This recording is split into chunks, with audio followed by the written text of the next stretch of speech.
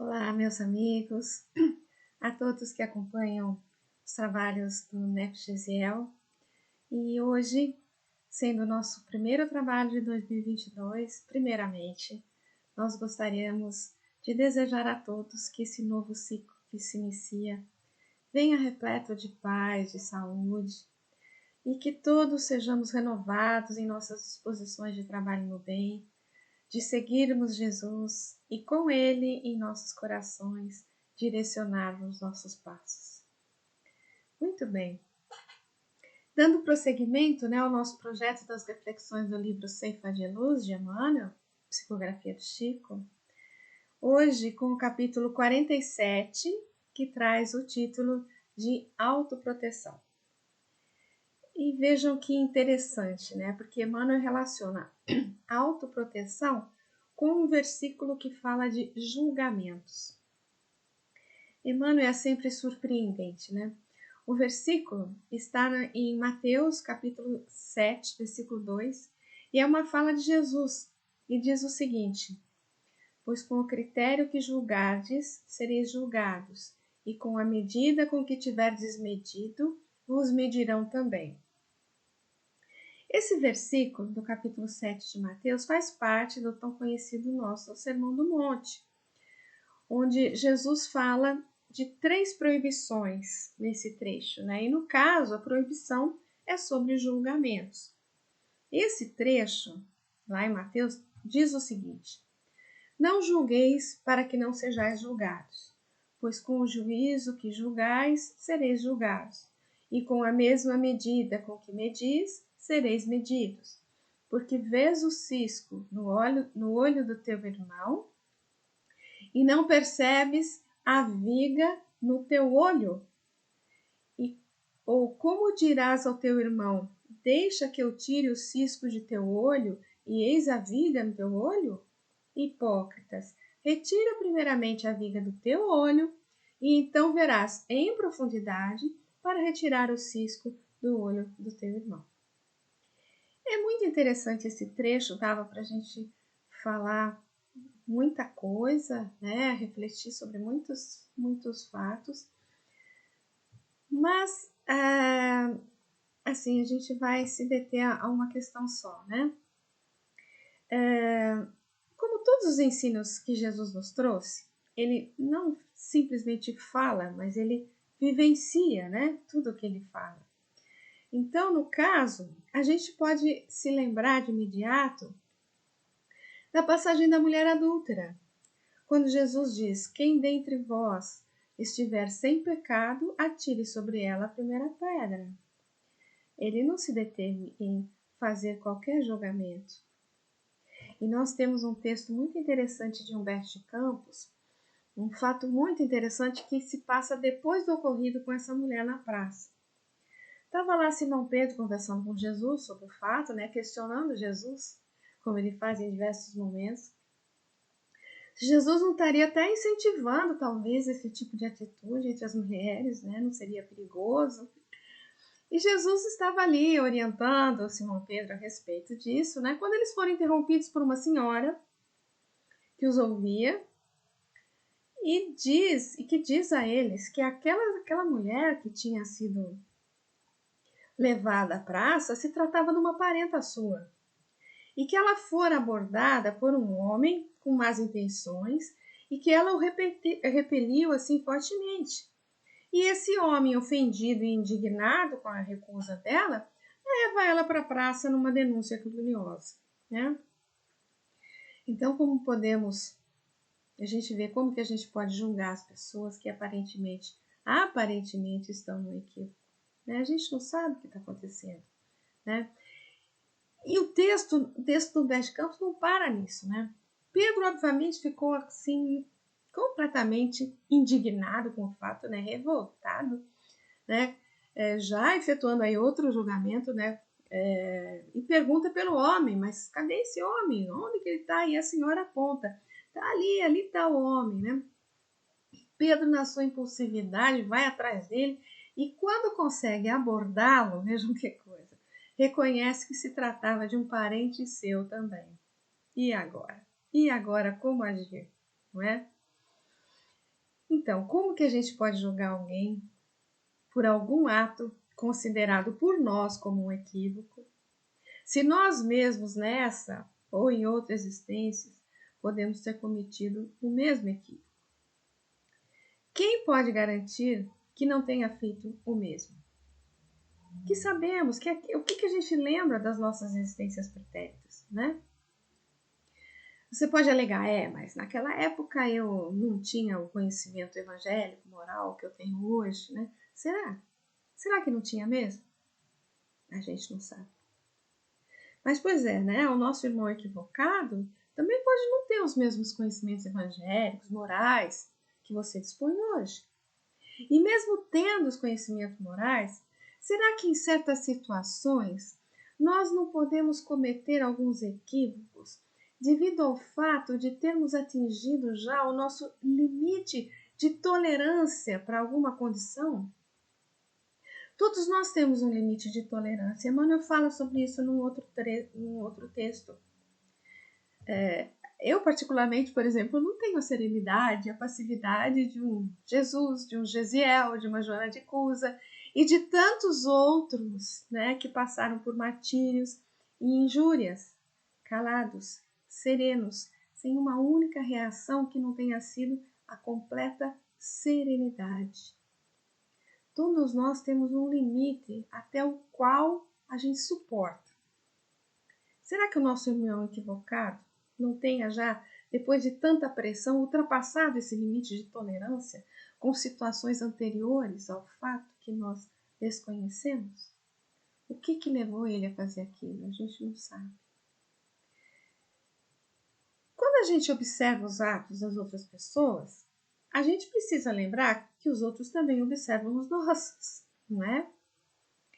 E a gente sabe também que muitas vezes há uma distância enorme entre os nossos sentimentos e as nossas manifestações, entre o que pensamos e o que falamos. E Jesus nos diz: com a medida com que tiveres medido, vos hão de medir a vós. Porque com relação a essa medida dedicada à observação de alguma coisa, de alguém, né, a gente pode entender também que se trata da mesma a vibração, o mesmo sentimento que a gente dedica, né, a essa pessoa, a esse fato. Certamente a gente encontra por toda a parte desacordos, desentendimentos, desajustes, né?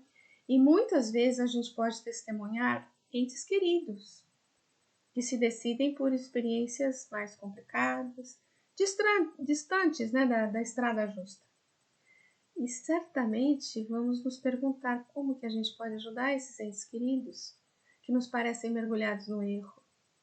Simplesmente censurar pode até aumentar a distância que existe entre nós e eles.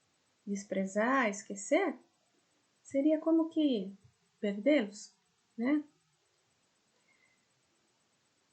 Mas seja nosso irmão vítima de seus próprios excessos, ou seja, o próprio algoz de outrem, ambos necessitam sim do nosso amparo, de uma orientação, de uma ajuda.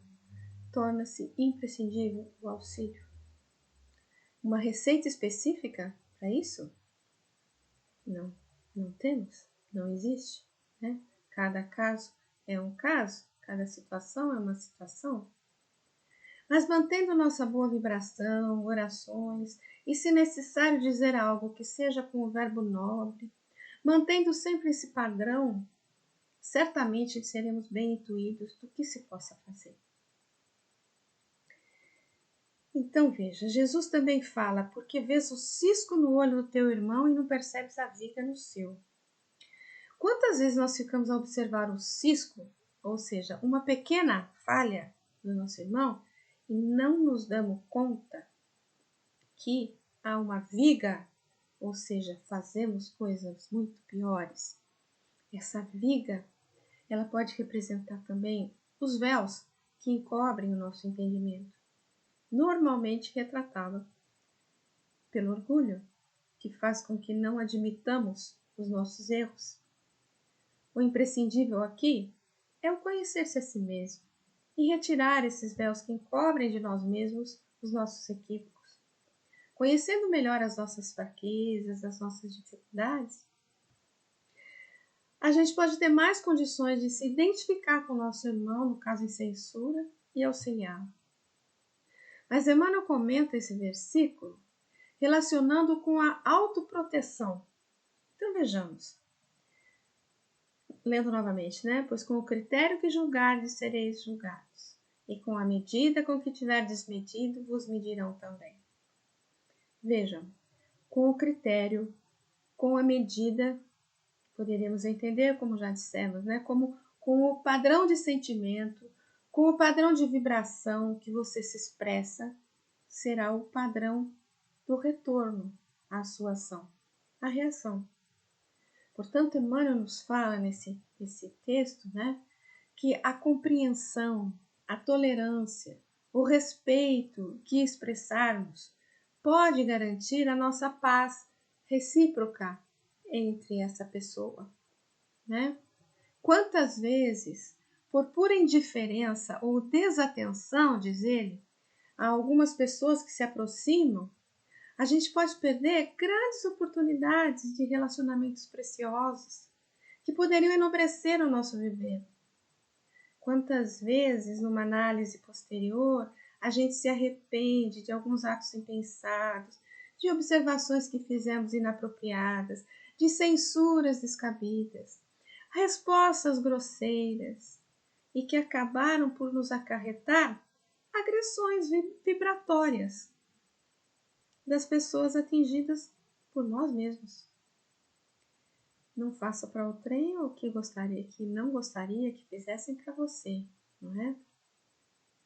O que nós ofertarmos será o que receberemos de volta. Aí entra a autoproteção. Porque se a gente quer carinho, a gente tem que ofertar carinho. Se a gente quer amor, a gente tem que ofertar amor. Se a gente quer receber boas vibrações, a gente deve ofertar boas vibrações. Se a gente quer a paz em nós, devemos ofertar a paz, sermos pacíficos. Se queremos nos proteger de receber vibrações de baixo padrão, devemos nos guardar, então, na compreensão, na paciência, na tolerância. Porque o que fizermos a outrem, fará outrem a nós e por nós. Mas vamos passar à leitura do texto de Emmanuel, né? Então ele diz assim: a gentileza deve ser examinada não apenas por chave de ajuste nas relações humanas, mas igualmente em sua função protetora para aqueles que a cultivam. Não falamos aqui do sorriso de indiferença que paira indefinido na face quando o sentimento está longe de colorido. Reportamo-nos à compreensão e, consequentemente, à tolerância e ao respeito com que somos todos chamados à garantia da paz recíproca. De quando em quando, destaquemos uma faixa de tempo para considerar quantas afeições e oportunidades preciosas temos perdido, unicamente por desatenção pequenina ou pela impaciência de um simples gesto. Quantas horas gastas com arrependimentos tardios e quantas agressões vibratórias adquiridas à custa de nossas próprias observações, censuras, perguntas e respostas mal conduzidas. O que fizemos a outrem, fará outrem a nós e por nós. Reflitamos nos temas da autoproteção, a fim de nutrirmos ou aquecer-nos.